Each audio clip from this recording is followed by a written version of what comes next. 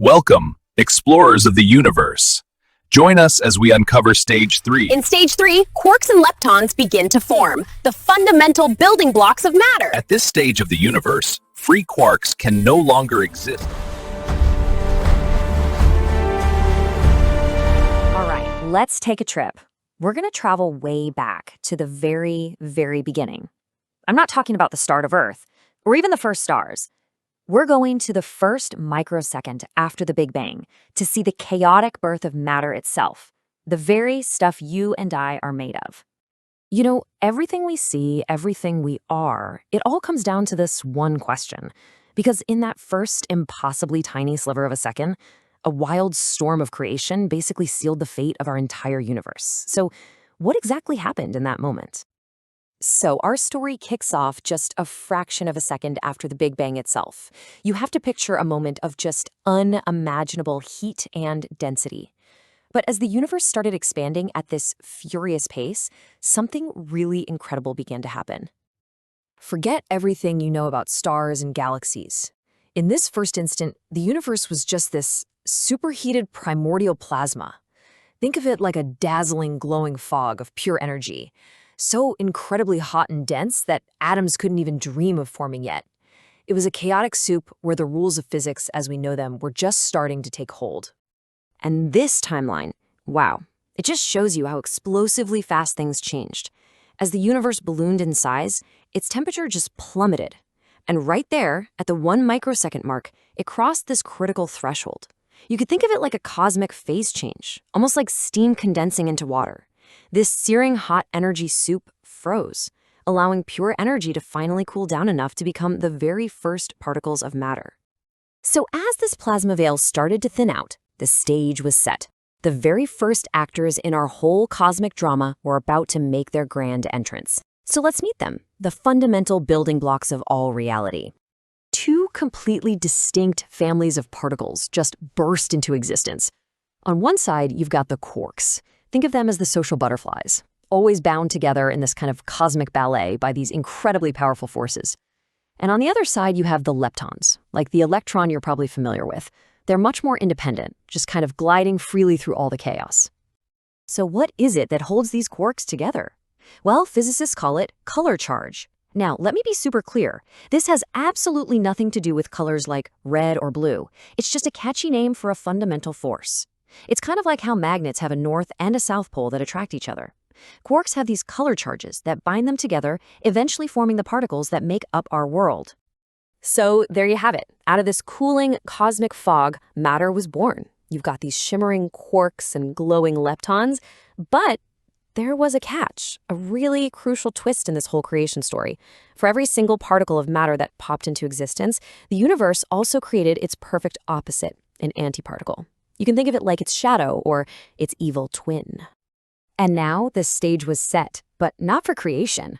Oh no, it was set for an all-out war, a battle that would literally decide whether the universe would be filled with, well, something, or absolutely nothing at all. The rules of this war were brutally simple. Anytime a particle of matter came into contact with its antimatter counterpart, boom, they would instantly annihilate each other, converting right back into a brilliant flash of pure energy. It was like a cosmic suicide pact. So the early universe was just this frantic storm of light and fury. Particles would pop into existence out of pure energy, only to be immediately destroyed by their antiparticle twin. It was a perfectly balanced cycle of creation and destruction. And if you think about it logically, this should have been the end of the story, right? It should have left behind nothing but a cold, empty void. But obviously, that's not what happened. I mean, we're here, you're here, which means that somehow, against all the odds, matter won. The big question is, how? This question right here is one of the absolute biggest mysteries in all of physics. If creation was perfectly symmetrical, if that battle was perfectly balanced, the annihilation should have been total.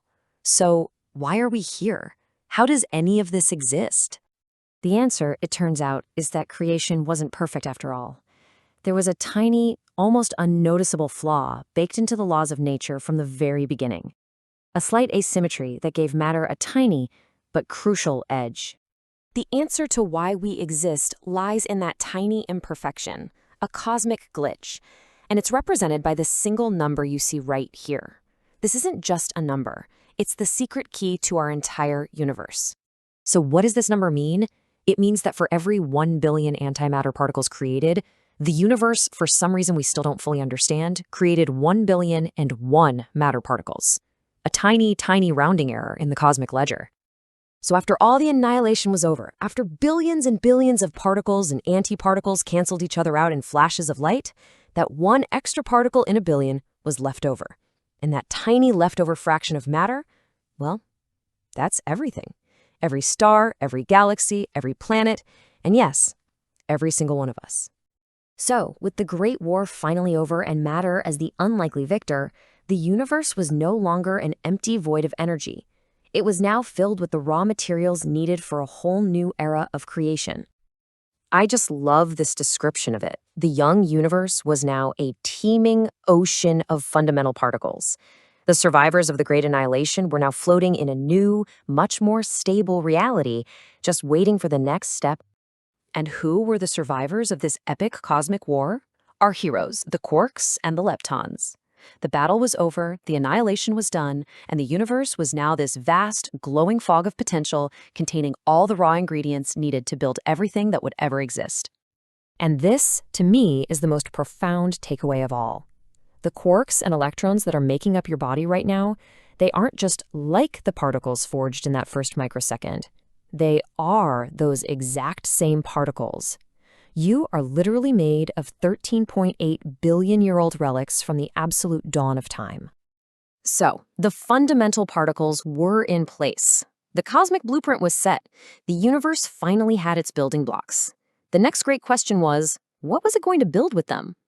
We'll dive into that in a future explainer. Thanks for joining us on this one.